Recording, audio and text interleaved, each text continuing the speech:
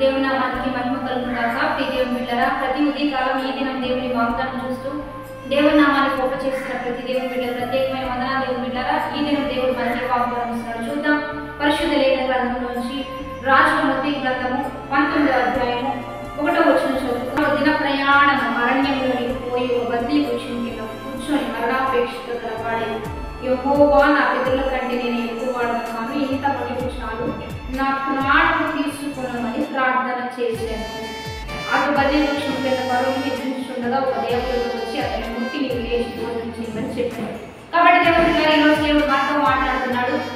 ఏలియాకి వచ్చిన వర్తమానమును బట్టి దేవుడు తన దూతను పంపించి తనను బలపరుస్తున్నట్టుగా ఈ రోజు నీ జీవితంలో కలిగిన ఏ భయంకరమైన విపత్తులైనా, వర్తమానమైన మాటలైనా, వ్యతిరేకతలైనా, నష్టమైన నీ మీదకి వస్తూ ఉండగా దేవుడు నీ యొద్దకు తన దూతను పంపించి ఈరోజు దేవుడు నీతో మాట్లాడుతూ ఉన్నాడు.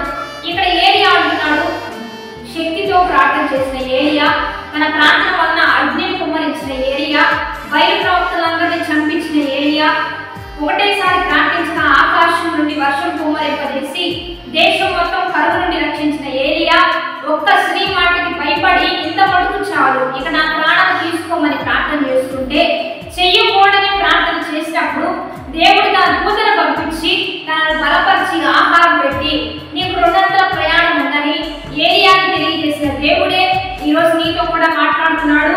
ఒకవేళ ఇంత మటుకు చాలయ్యా, ఇక నా ప్రాణం తీసుకో, ఈ శ్రమ నేను భరించలేను, ఈ వ్యతిరేకత, ఈ నష్టం నేను భరించలేను. ఒకవేళ నువ్వు ప్రార్థిస్తూ ఉన్నావేమో, నీకు 200 ప్రయాణం ఉంది, నీ వలన అనేకులు బలపడబోతున్నారు, నీ వలన అగ్ని దిగబోతుంది, నీ వలన బయట ప్రవక్తలందరూ కథమందించబోతున్నారు, నీ వలన దేశం కరువు నుంచి రక్షించబడుతుంది, నీ వలన సంఘం పోషించబడుతుంది, నీ వలన మీ కుటుంబానికి ఒక దీవెనకరంగా దేవుడు నేను ఉంచబోతూ ఉండగా నీవు బ్రతికితే అనేకులకు దీవెన, నీవు బ్రతికించబడితే అనేకులు దీవెనకరంగా దేవుడు నేను ఉంచబోతూ ఉండగా ఒకవేళ చేయకూడని ప్రార్థనలు ఒకవేళ నువ్వు చేస్తూ ఉన్నా నిన్ను బలపరచువాడు నీ దేవుడే.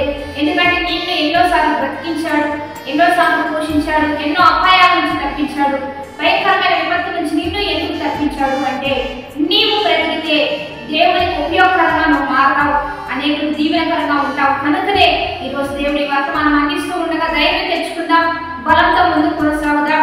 ఎక్కడ మరి ప్రాణం విసిగిపోకుండా, వేసారిపోకుండా ప్రతిదాన్ని ఎదుర్కొంటూ ధైర్యంగా ముందుకు వెళ్ళాలని ఈరోజు దేవుడు మాతో మాట్లాడుతూ ఉండగా వాగ్దానాన్ని బట్టి ప్రార్థన చేద్దాం. పరిశుద్ధ మహోన్నత గొప్ప దేవ, ఈ దినం మీరు మాకు ఇచ్చిన బలమైన వాక్వచనాలు బట్టి నీకు మహిమ. ఎంతమందితో మీరు ఈ వాగ్దానం నుంచి మాట్లాడుతున్నారు బిడ్డలందరినీ బ్రతికించండి.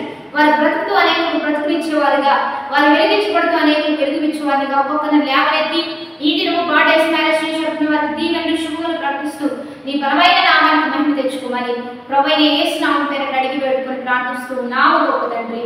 ఆమేన్. మంచిగా అందరం కలిసి దేవుని నామాన్ని మహిమ పరుద్దాం. ఆమేన్.